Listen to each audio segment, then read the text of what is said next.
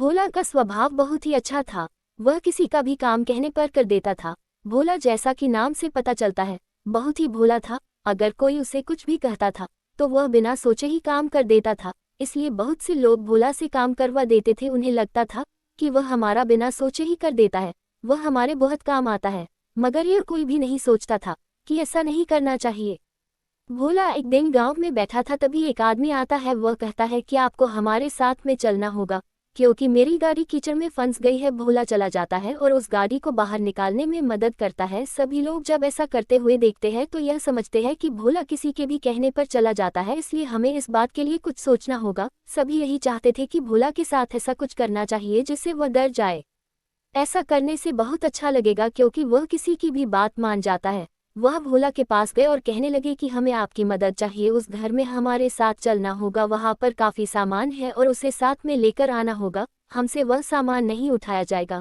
भोला कहने लगा कि आप चिंता न करें, हमारे साथ आए। सभी लोग रात के समय में उसे वे घर में ले गए थे। वह घर काफ़ी समय से बंद था। जब वह उस घर के पास गया तो भोला को अंदर जाता देख सभी ने बाहर से बंद कर दिया था। भोला कहने लगा कि यहाँ बहुत अंधेरा है, मुझे कुछ नजर नहीं आ रहा है। तभी एक आदमी अंदर भूत बना हुआ उसे डरा रहा था। भोला अब काफी डर चुका था, उसे वहां से निकलना था मगर दरवाजा बंद था। भोला अंदर से कह रहा था कि मुझे बाहर निकालो, मगर कोई भी दरवाजा नहीं खोल रहा था। कुछ समय बाद जब दरवाजा खोला तो सभी लोग हंसने लगे थे, क्योंकि वह भोला को डरा हुआ देखकर हंस रहे थे। भोला वहां से चला जाता है, मगर यह बात आज भी है कि भोला फिर उस गाँव में वापस नहीं आया था। वह उस गाँव को छोड़ चुका था। उसे यही लगता था कि सभी लोग उसका मजाक बनाते हैं, जबकि वह सबकी मदद करता है। सेब का फल हिंदी कहानी। ये कहानी हमें यही कहती है कि ऐसा नहीं करना चाहिए, हमें किसी का भी मजाक नहीं बनाना चाहिए, क्योंकि ऐसा करने से किसी को तकलीफ हो सकती है। भोला अपने गांव में रहता था। उसे पता चल गया था आज एक आदमी गांव में आया है। वह बिल्कुल नया आदमी था। वह गांव में पहली बार आया था।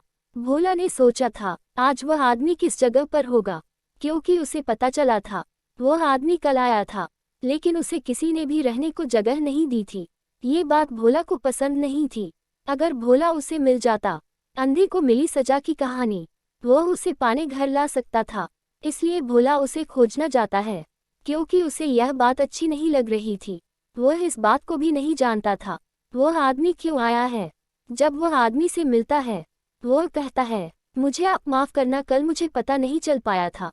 वह आदमी भोला से कहता है आप माफ़ी क्यों मांगते हैं, आपने कुछ नहीं किया है।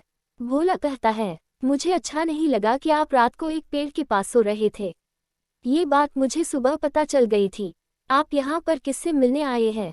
वह आदमी कहता है मैं एक सेठ हूँ, मुझे लगता है अगर मैं अच्छे काम कर सकता हूँ तो बहुत अच्छा होगा, क्योंकि इंसान अगर कोई भलाई के काम करता है इससे सभी को खुशी हो सकती है।